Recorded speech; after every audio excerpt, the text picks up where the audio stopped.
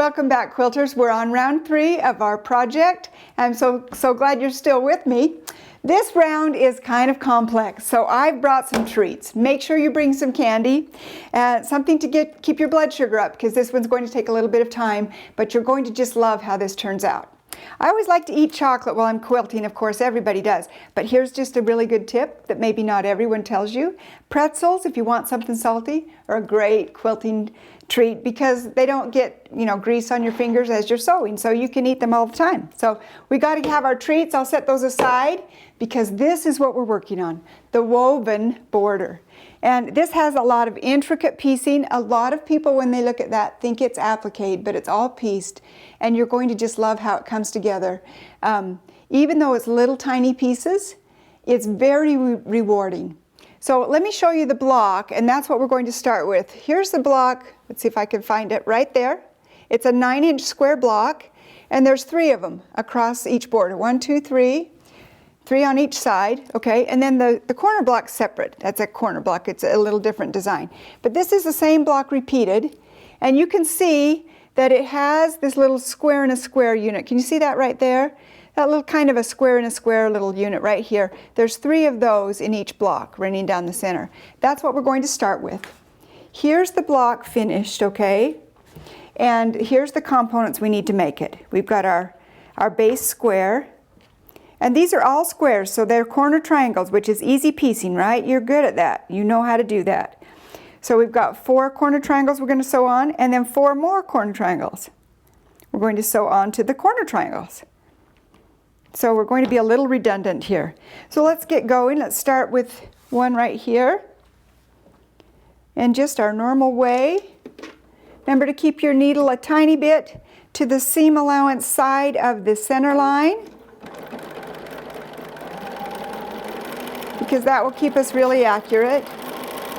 And I didn't mark these, but you certainly can. Now, I've got another one here just set aside because I would normally just be chaining these together, because I don't want to make just one little block, because there's a lot of stopping and cutting and starting.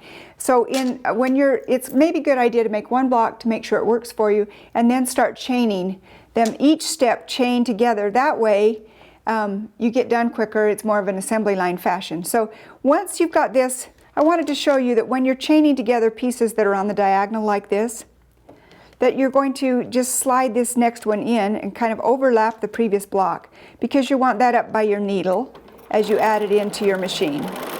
Chain that one, then you'd grab your next piece and stick that in, and away you go. Okay, so that's the first element that we're adding to this. And if I had a big long chain of these, I would turn them around. Actually, let's do that before we trim. I would turn them around and add the second corner triangle on the opposite side. Now I can't add it onto the adjacent side because I'd have to stop and trim and all that stuff. So I'm going to do the opposite side, but I'm going to have to take this corner, fold it out of the way, because if I leave it there, I'm going to sew over the top of that. Can you see that? I would sew right over the top of that square. So I'm just going to fold that out of the way and add this corner triangle. And when I get to the next one on my chain, let me get another square here.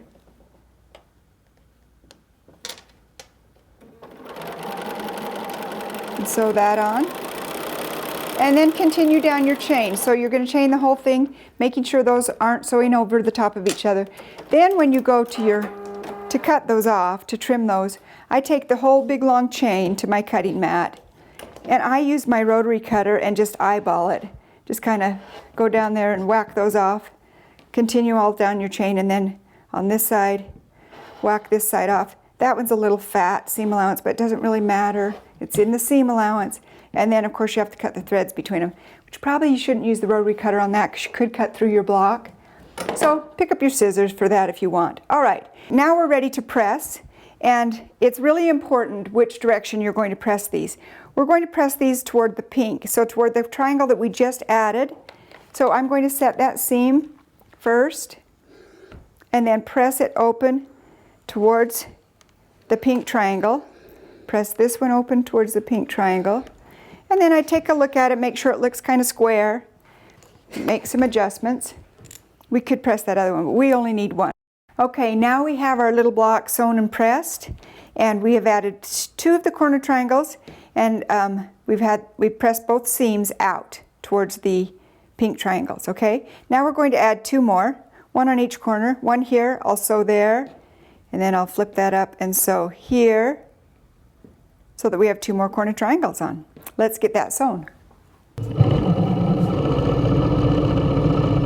Okay, now I've sewn my next 2 corner triangles on, and I've already trimmed those, so we're going to go to the ironing board and press these. And this one we want to press toward the red square, with the seam allowance going toward the red square. That means I start on the pink triangle and then open this up toward the red square, give it a little steam, start on the pink triangle, open it up. Okay. Now this is a little misshapen, so I'm going to straighten it up with my iron a little bit. Just going to kind of eyeball, make sure that it looks square. I know it's right, but sometimes it gets stretched a little out. Okay, so now the starting of this block is done. I have the first 2 seams I pressed open, the next 2 seams I pressed in, and that's important. Okay, you'll notice that we started with a base square that was 3.5 inches by 3.5 inches, and we've ended up with just this tiny little square in the middle.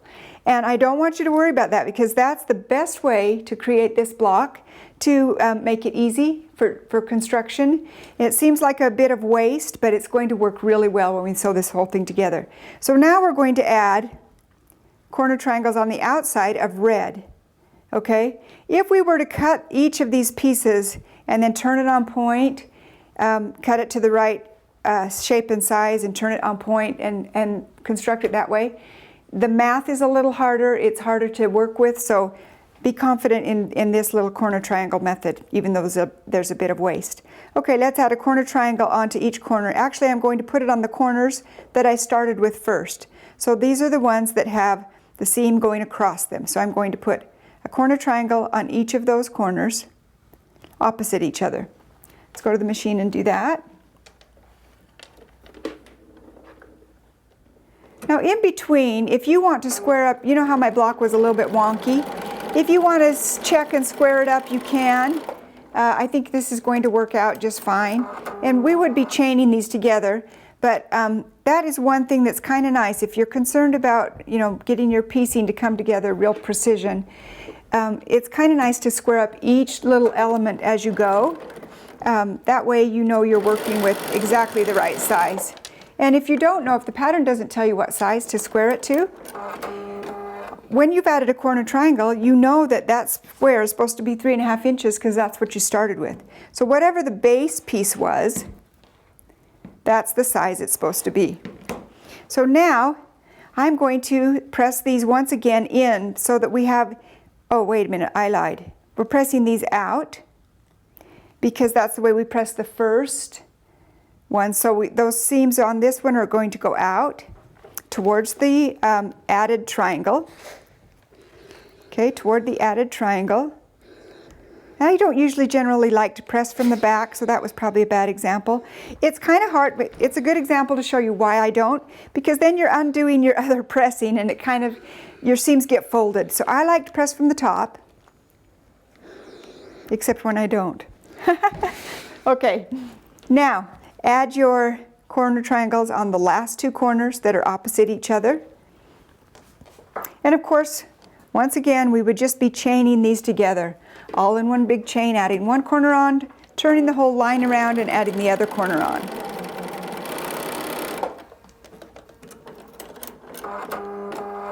Turn this around. The last one. Even though this is a lot of little seams, thankfully the pieces are little, the seams are little, so they don't take long. So it's actually relatively quick because the pieces are so small. Okay, and because they're small, I'm just going to use my scissors to whack off that extra on the seam allowance. Now these ones we're going to press in because that's where we pressed the previous seam on that side. So all of these seams on this corner are going in, And all of the seams on this corner are going in. And like I said, there's a diagram in your pattern that shows the pressing directions. So we have these seams going out, these seams going in, okay? All right, now it's time to square that block up. Let's check and see where we are, see if I should have done it before. It's pretty good. 3.5 by 3.5 is what it should be. The only thing that's off is a little bit is this edge right here. I'm going to take that corner off, make it nice and square. And this one was a little bit wonky. This is one I hadn't trimmed yet because I wanted to show you when I added that corner triangle. Let me press this again so that it lays flat and you can see it better. You can just tell by looking at it that it's a little off. It's a little bulging on this side and a little swooped on that side. So make sure that you check that, and you're going to, this side looks pretty good, so I'm going to go off of this side, trim that up and trim that up, and now this is going to look way better. There we go.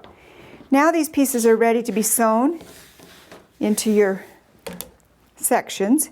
I have 2 of the blocks already done. And, oh, let me just show you up here on the quilt. So this is the little square that we've been working on. And here's our block again, right here, okay? So we're making 1, 2, 3 of these to go right there down the center. So we've got to add 3. I've already got 2 sewn together. I'm going to add the next one on. Now let me just show you. If I were to, let's try this way. If I were to try to place it together on this side, these aren't going to match up. This seam's pressed this way, and this one's also pressed this way. Turn it 90 degrees. The next one is going the right direction. So just turn these until they match up, okay? And the diagram in your pattern will show you which way that is, but make sure you turn so that you have all those seams nesting against each other so that you can easily see where they intersect, and so cross that perfectly, and they'll fit together so that you won't be cutting off any points. Let's go to the machine, and so once again in a scant 1/4 inch seam. And let me tell you, I'm not sure if I've mentioned this before, but especially when you're doing a lot of intricate little piecing, when there's a lot of seams in a block. For instance, let's look at this woven border. We have, I don't know, countless seams going across this block. There's 1, 2, 3, 4, not to mention all the diagonal seams.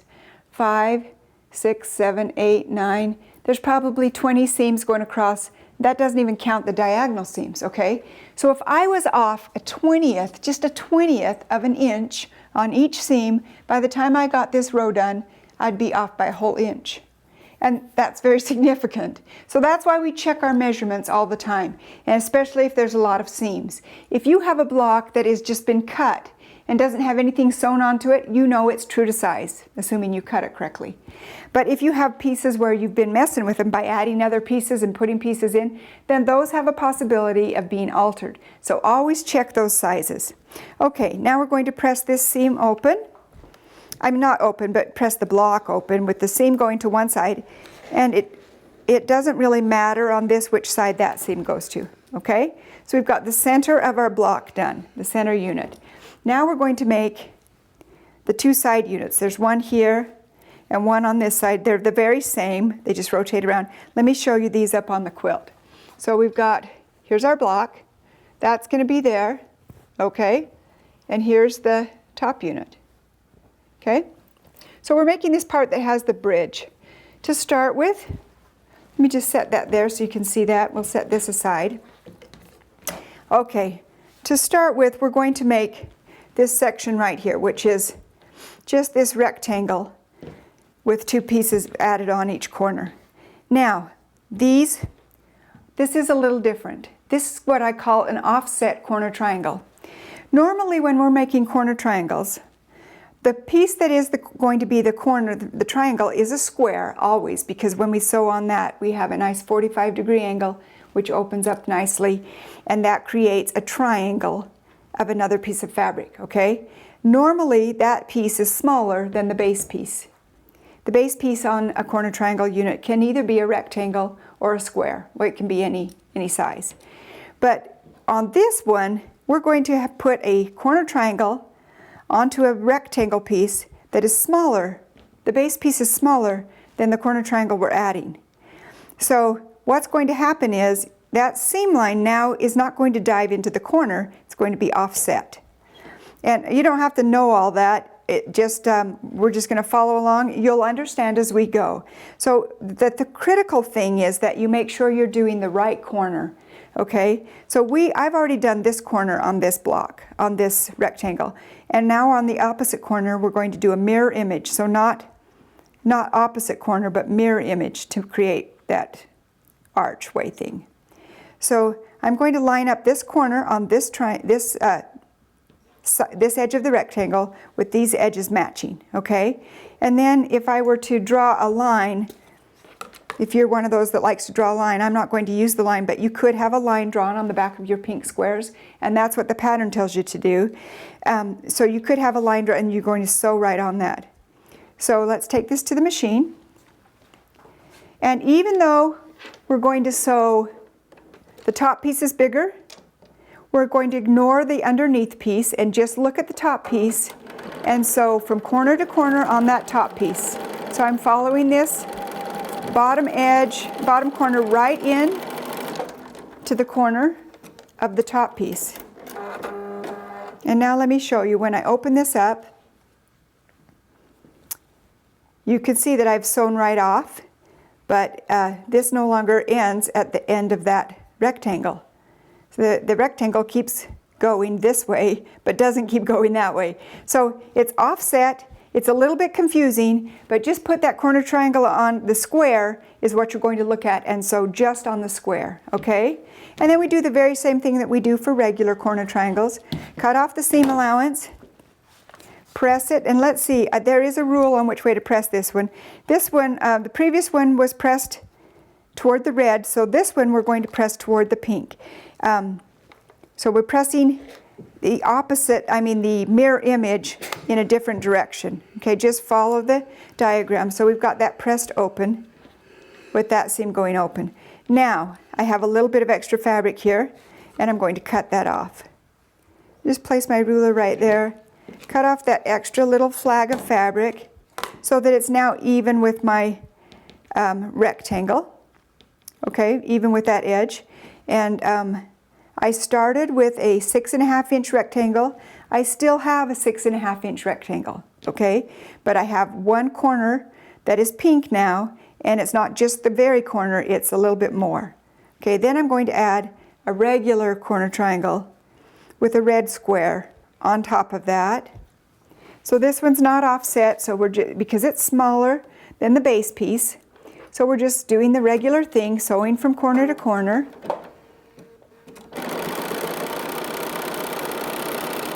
We're going to be doing several of these off-square triangle things, so offset corner triangles, so you'll get the hang of it. And maybe you'll understand my explaining as we go, because it's kind of hard to explain. It's easier to see it. All right, so now we have this little section of this unit done. You can see that it's this little piece that's in here. That's where it goes. And it's going to go in the block on the opposite side, so that's ready to go. We have those seams going one direction on one side and the other direction on the other side, so that we can put those together easily. Now let's make this top section that goes on top of it, and that is these two pieces, these two little rectangles sewn together. I'm not going to show you sewing this because I know you know how to do this. And then these two pieces on the sides, these just have corner triangles on them, very straightforward. You know how to make a corner triangle. Then you're going to sew these pieces together. Notice when you lay them out next to each other, looks like this corner triangle is way too tall, but it's not, because once that's lost in the seam allowance, 1/4 inch seam is gone, that's going to match exactly right, okay? So let's sew these together, one on one side, one on the other. Take these over to the machine, take this one too. And of course, you'll be doing more than one at a time, so you'll take all your pieces and add them together.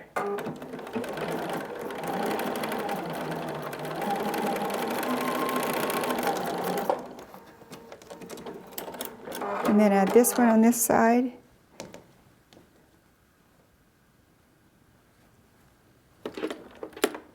And of course you might need to stop and eat a snack right now. Grab a pretzel or a piece of chocolate.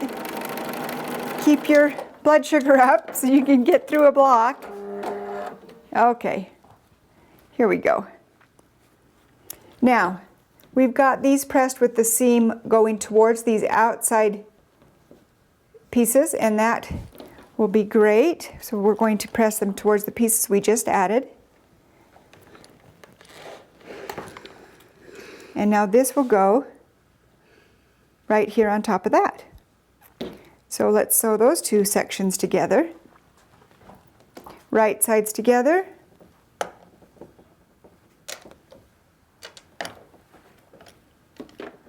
And remember, I feel like my block's getting littler and littler. Be really scant with your seams. You don't want to be too scant because then they won't fit together. You know, we talked earlier about when we were doing the center medallion, about how you could, you know, cheat a little bit on your seams so that you had plenty. But if you do too much, they won't fit together at all. So you've got to be careful.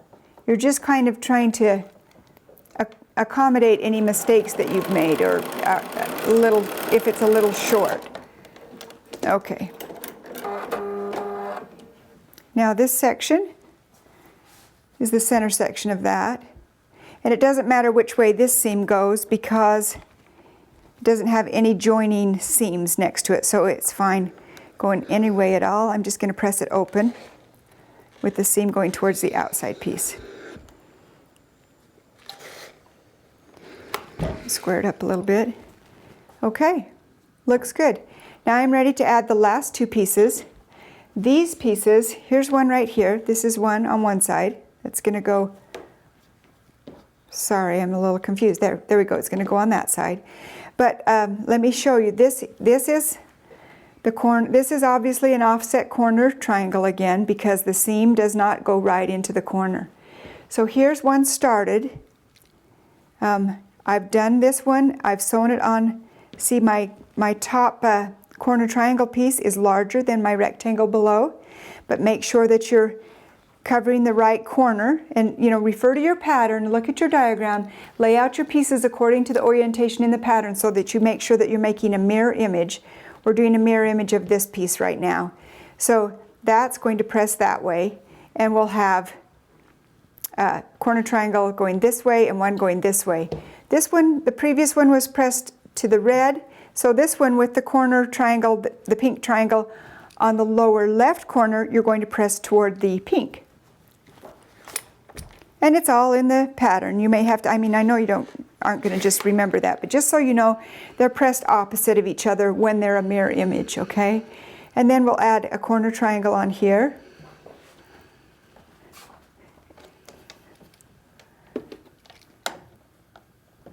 And when you're doing the offset corner triangles, I would suggest that you do one, open it up, make sure it looks like the diagram in the pattern, and then take that to your sewing machine and chain the rest through. You don't want to chain them all through and have sewn the triangle on the wrong end. I've done that before. So make sure that you are going the right direction, you have it turning out correct before you do the whole thing. It's a good idea to do one as a sample first. Now this one presses also out towards the just added piece, and when we have an offset corner triangle, we always have an extra piece of fabric sticking out there. So I'm going to cut this off to equal the size of the base piece that we started with.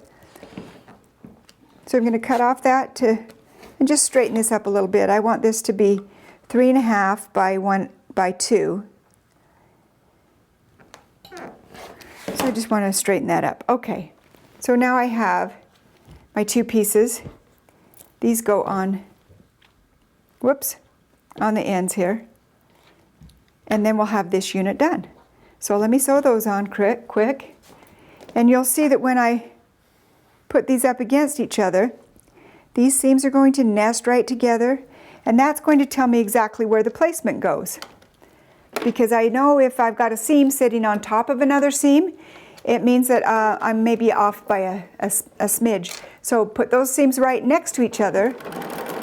They shouldn't ever sit right on top if they're pressed correctly.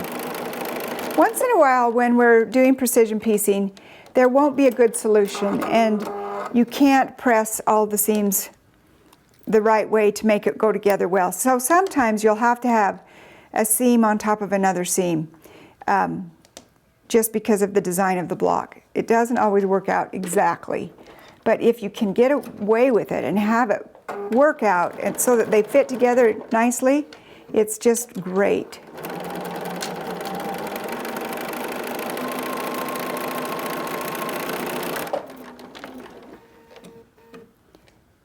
Come on, I didn't push the button hard enough. Okay, now this section's done, and let's press that seam. Let's see, what does it go against? It does not have to be pressed any particular way, so we're going to just press it out towards the piece we added. And let me just check my measurements. These should be the block's going to be 9.5 inches, so the units should be 9.5 inches long. So I've got 3 units. They're all 9.5 inches, looking good. Even though we've got lots of little pieces, it's going to go together great. So I got ahead of myself without telling you what I was doing. So that's the pieces of the block, and I'm going to sew them together by placing them right sides together. And as I go down, I'm going to nest this seam, first seam, then I'll come to the next seam and nest it. And as I go, I'll kind of nest them all together. If I try to nest them all together as I go, I guess you could pin them. But I just do it one at a time because I know the blocks measure correctly. So I know that they're going to fit together well. And make sure that the seams are matched as you go. So I'm going to go down a little ways. I might have to use my awl here to make sure that I don't unfold any seams as I go. Because sometimes that presser foot coming down towards you can unfold a seam that's already pressed toward the needle. Okay, and I want my edges matched up. Here's another example of seams that cross. So there's a point right here, and I want to sew just to the inside of that point so that I don't cut that point off. Here I'm coming toward that intersection. There we go. There's no seams there to match up. Here we go. This is what I was talking about. See that? I should have been watching and tucked that under as I got to it. Looks like I've got a little bit of... There we go.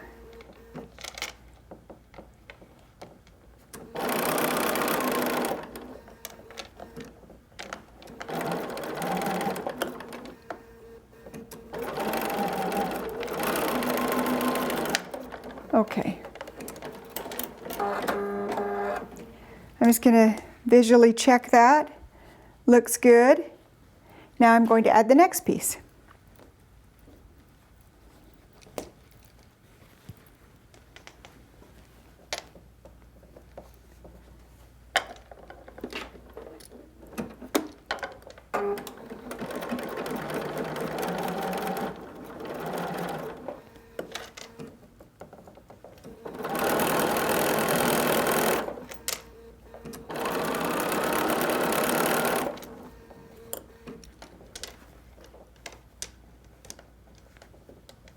I hope you're having a good time today.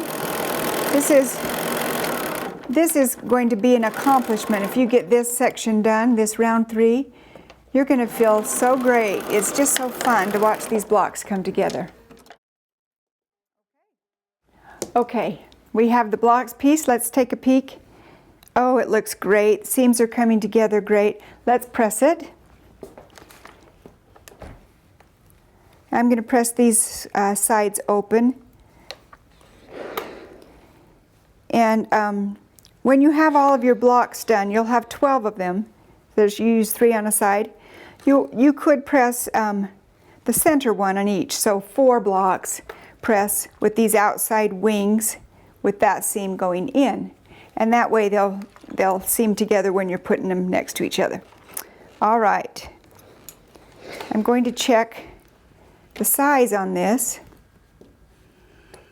You just check it on the mat just to eyeball it. It's 9.5 by 9.5. It looks great. I want you to come in here and look at these seams. Let me get my little pointer here. How they match up really nicely at all the joints. There's no joint there, but here, how they come together really well. Wow, that's great. And here's our block right up here. That's where it's going to go. You're going to need 3 on each side, like I said.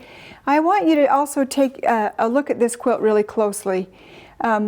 Some of these on this quilt don't come together exactly.